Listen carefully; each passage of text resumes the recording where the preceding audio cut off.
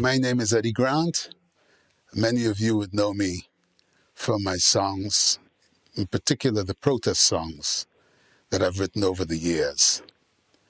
You, the people, have made those songs popular wherever they have been.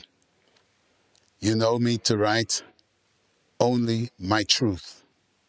I don't know about anybody else's, but I know about mine.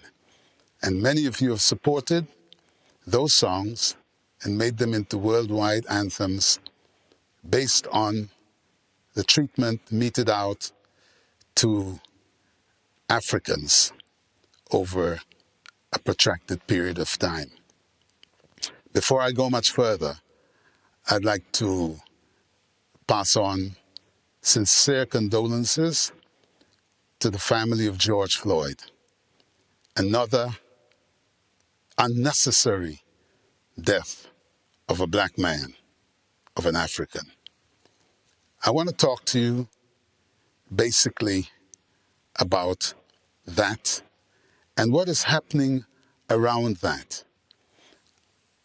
Our people have been made excited by white people, basically, feeling that they, in some way, will change their habits of beating black people to death. I can tell you right now, it won't change. Something else has to change. Protesting in the street, it's all right, but it's never changed anything in the time of Martin Luther King and before. It never changed anything, or else black people would still not be being beaten on the streets today. They're beating them everywhere, from Australia to the United States of America. I've been prompted to speak because I saw something in a video that was sent to me featuring a young or youngish black woman, African woman. I think we got to stop talking about black. That's one of the crimes that's been committed. We are not black, we are Africans. If an Indian is not brown, and he's always an Indian, or a Chinese is not yellow, and he's always a Chinaman, why the hell should Africans be black? You have made us black. We are the descendants of Africans. Now, you've got a situation where in the streets, thousands, hundreds of thousands of people are now marching. They say, based on the fact that they want to change social conditions in their particular countries. England wants to change it in their country. America wants to change it in their country. Stop. Stop. When did this change come about? Just because they killed George Floyd? I don't believe that. There is no change. If there is going to be a change, let there be a change of significant proportions. Let there be a change where white people, those in particular who have benefited from the slave trade, let them now decide that they have a pang of conscience and they will now deal substantially with the issue of reparation. I can understand that because hundreds of millions of people have been killed wantonly and been punished and had their brains removed by white people, all in the name of slavery, black enslavement, African enslavement. I can understand that. Tell me that you're in the streets to force your governments to look at the issue of reparations for the African and the descendants of Africa. I can understand that. Why are you going all the way around the world pretending that something is happening sociologically or something has just jumped out into the clear air and turned your mind. It hasn't. It's almost like it's a laugh, it's a fashion, it's a joke. Because you've walked past the thing that you can see that is so big, even though you haven't been taught in school about this heinous crime. It is the most heinous of all crimes committed over all time to human beings. African enslavement and that which came with it, and white empowerment, is the last unresolved issue in this world today. This stuff that you're doing on the streets, it will recur. Of course it will recur. It recurred for Rodney King. It recurred for Trayvon Martin. It will recur. It will keep on coming at us. I heard some man talking on the television saying he doesn't want that his children have this cross to bear. That's not a cross to bear. George Floyd is not a cross to bear. Trayvon Martin's not a cross to bear. The issue of African enslavement, that is the cross to bear, because it is that will keep on recurring time and time and time again. You will not ever be able to remove it. You will not be able to sleep at nights. The businessmen, the people who own the television stations, etc., they can con you. They can tell you, oh, this is wonderful. What you're doing is lovely. Oh, just make sure you wear your masks. Masks? The Africans didn't have masks. Lashes were coming left, right, and center. They were dehumanized.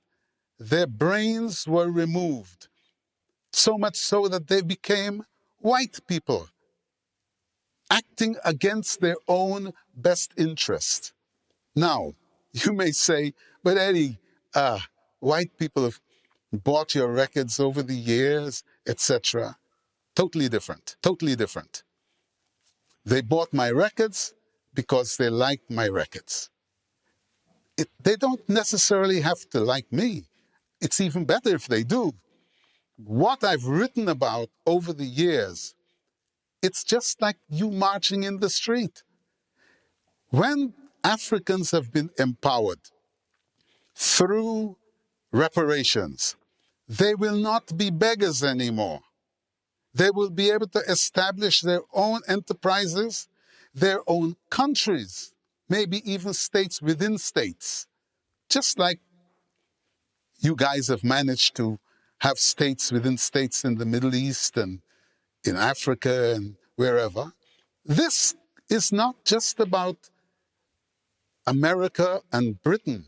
This is about a world that has made impoverished a set of people who are equally, if not more valuable, because history tells us that they created you. If you are white, it is said and scientifically proven that you were created by us. Why do you hate us so much that even though you know that your ancestors have beaten us for 500 years and disempowered us to the point that we're always having to beg you to be ourselves? We have got a massive, massive issue that walking in the streets right now saying that Black Lives Matter, it will not cure. Black lives have always mattered. Why is it all of a sudden that Black Lives Matter? It is because you can hang your own personal grouses along with the black people who have genuine grouses. These are the small ones. We are talking about reparation. You are walking in the streets because you want, in the first place, America coughs, the rest of the world gets the flu. You are walking in the streets because you want to get rid of your president. This is America, Donald Trump. Whatever it is that he's done to you and whatever it is that he's doing to you, we don't care. It is not about Black Lives Matter. You are in the streets to do something else to us. You have not, in all the years that I've been alive, you have not done anything to show that you respect us. And the issue, really and truthfully, that we should be talking about is respect. Respect Africans. Respect them because they right now don't even respect themselves. That is what you have done. You have caused the African to not have a brain, to have the big amnesia. He doesn't know, or she doesn't know, who the hell she is. That has come as a result of being beaten, being reduced to nothing over a protracted period of time. Now, I'm saying, if you truly love us, and all these people in the streets who are saying, oh, we love you, and they've got placards in the air saying, we love you, and Black Lives Matter, and so forth. Black lives does matter. But it is you that have the problem. You have to stop, cut the walking in the streets, the nonsense, and go to your government and let them know, hey, we really don't want to be having to fight black people, if you like. Say it how it is. We don't want to be fighting black people in the future.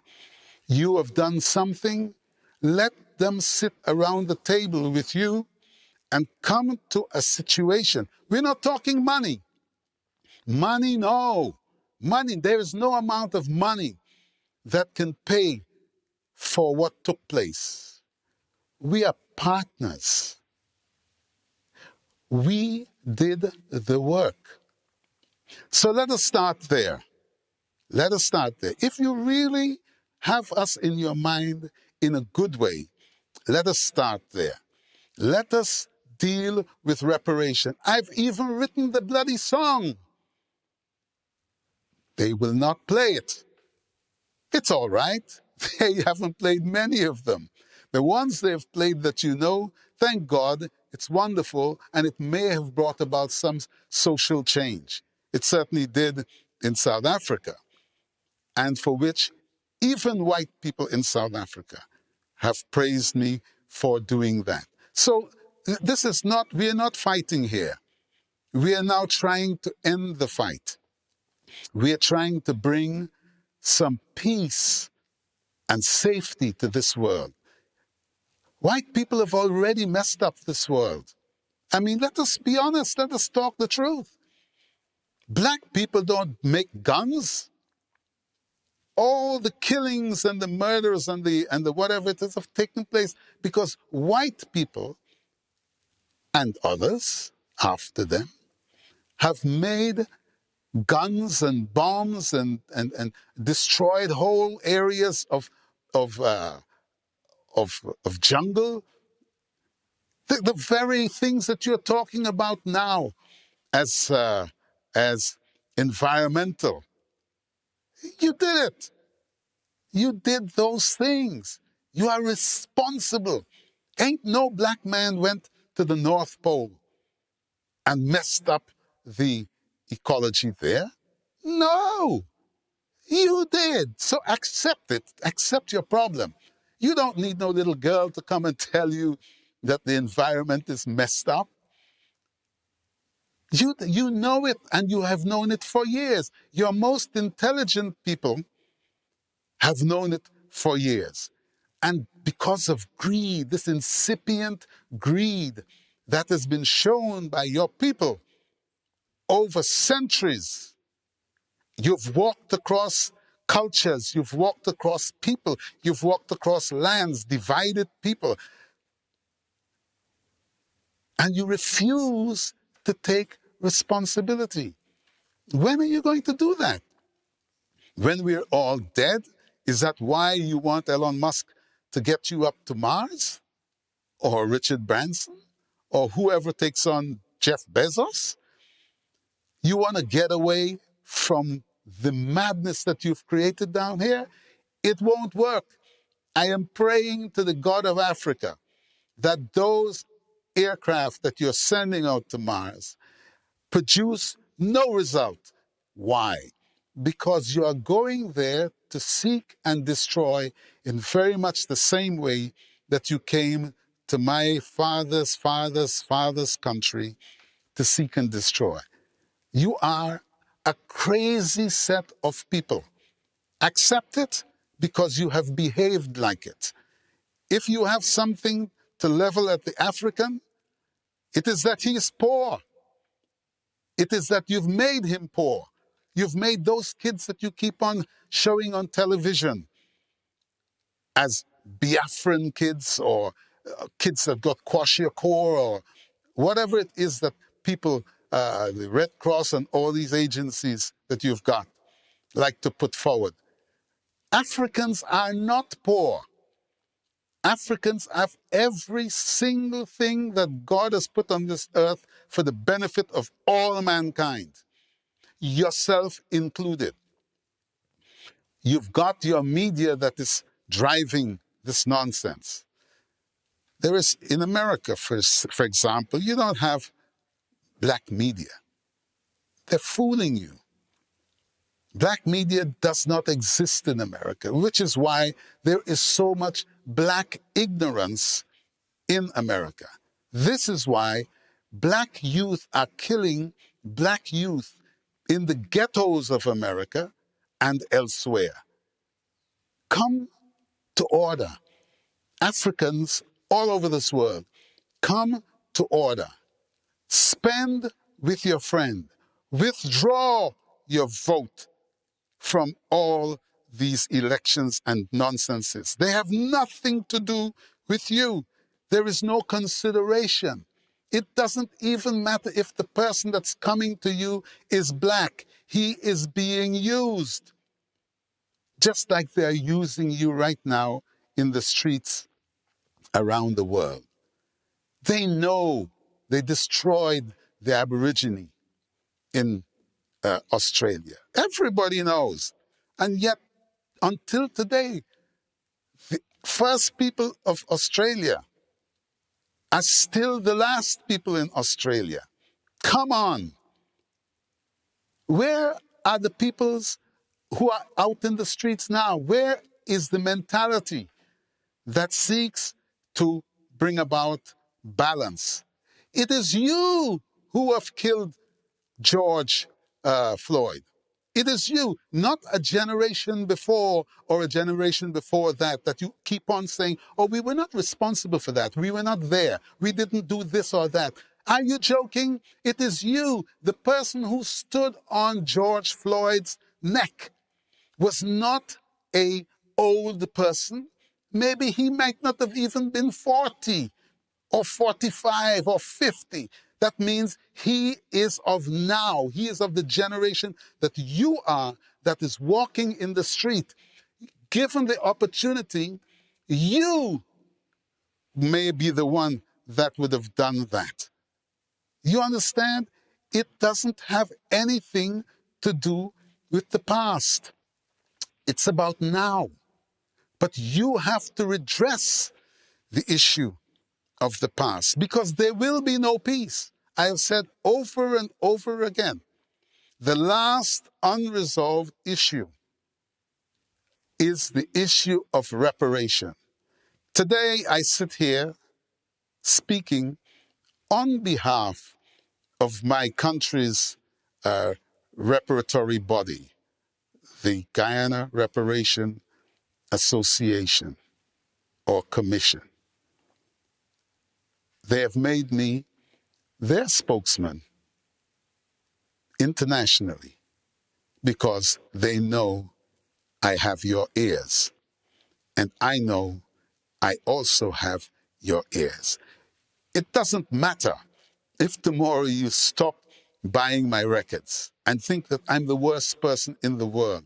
You have done so with Martin Luther King, Malcolm X, Honorable Elijah Muhammad, Muhammad Ali, Nelson Mandela, Robert Mugabe, need I go on? I mean, you have done every single black person, African, that has spoken on behalf of his people.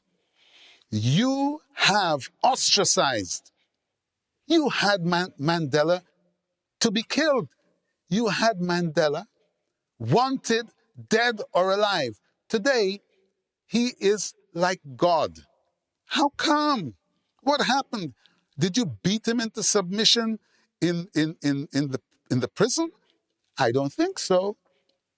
It was always there. The right of what he was saying and what he and all of those other Africans and others in South Africa stood for was right. All of the white people who today would claim, oh, but we love Nelson, we love this and we love this, and anti-apartheid and all of that. It is nonsense. The English would say it is bollocks. I say it is bollocks. You have to make up your mind what kind of world you want to live in. You have a responsibility to the children that you have made. They have a responsibility to the children that they are going to make. Likewise, the African is also in the same boat. The African wants to live in peace. The African does not want handouts. Not when he is supplying or she is supplying all the material of the known world. It's wrong. You are dealing wrong. You will not benefit from that ultimately. Now is the time. Now is the time for you all of you who are in the streets, for whom I don't have any particular respect, because I know that you are not there for us. If you had been there for us, you would be there for the major crime, the one that for which you are benefiting, which has made you arrogant in the world, which has made you careless in the world. That would be reparation. And I know that you're sitting there right now saying to yourself, what the hell is he talking about? We had nothing to do with that. We had nothing to do with reparation or with their slave business or whatever. You had. You are benefiting from it right now. In no uncertain terms. Let's come to an arrangement. Let's understand ourselves. Let's decide we are going to live in peace. And the only way to peace is that we look after this, the outstanding matter. That's the elephant in the room that is causing the room to stink. This world is much less of a world because the white man who has engaged in African slavery refuses to deal with the matter fairly, equitably. We are not looking for your money. We're looking for equity, fairness. What is our work valued? Not money. The business of slavery included us. I can say it quite honestly, hand on heart. We are partners. We have become partners through the effluxion of time. You have refused to do the human thing, to pay us for the work, for our culture, for our brains that you have removed, for all the children killed, all the George Floyds, Trayvon Martins, Rodney Kings, for all the other intransigences that you have taken part in, all the hangings. Don't you feel funny about that? Don't you feel strange that you should have gone out in the streets? Don't you feel strange, Mr. Obama, who we should be so proud of as a brother? Don't you feel funny that with the opportunity to redress this matter, you did not?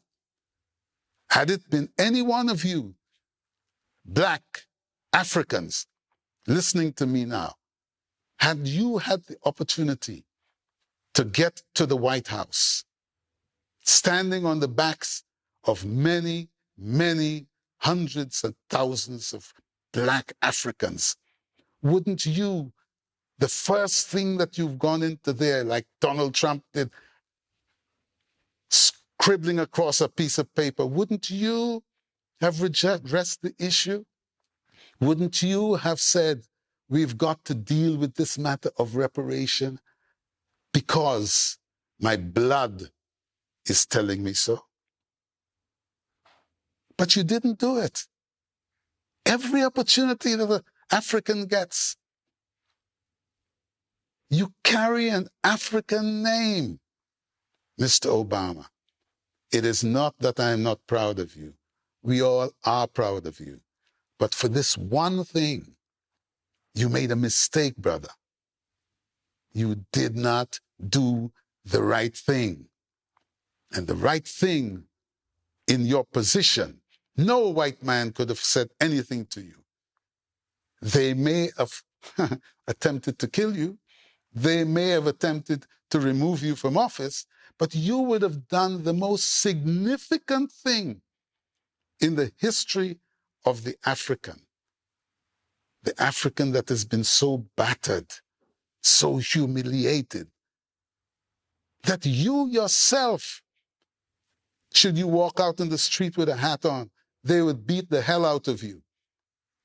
This is life. This is not hate. This is life. This is me, Eddy Grant, talking to you, the world, about our condition, the African condition. Had it been Chinese or Indians or whatever it is you like, and this relates to my country as well. I'm speaking also to my countrymen, because the first place for reparation is in these islands and these pieces of land in the Caribbean. The governments empowered white people and disempowered black people. So the first point of reparation has got to be among us, our governments. Deal with the Africans fairly. Whoever you are, deal with the Africans fairly. There can be no reparation any part of the world until you show that you have got the balls, the testicular fortitude to stand in your own country and say, yes, we represent a government that was wrong. When that happens, then you will see the effect ripple around the world. And not until then will Africans get respect. And not until we stop killing each other in the ghettos and in countries in Africa will we truly know our destiny. Not until we start to buy from ourselves. Not until we start to create things for ourselves and not love the things that you see Africans, every camera is on as they run into the shops and remove Nike or Adidas or any one of these stupid brands that are worth nothing. Tomorrow, as you've broken today, tomorrow they are going to get the insurance, brother. They're going to get the insurance, sister.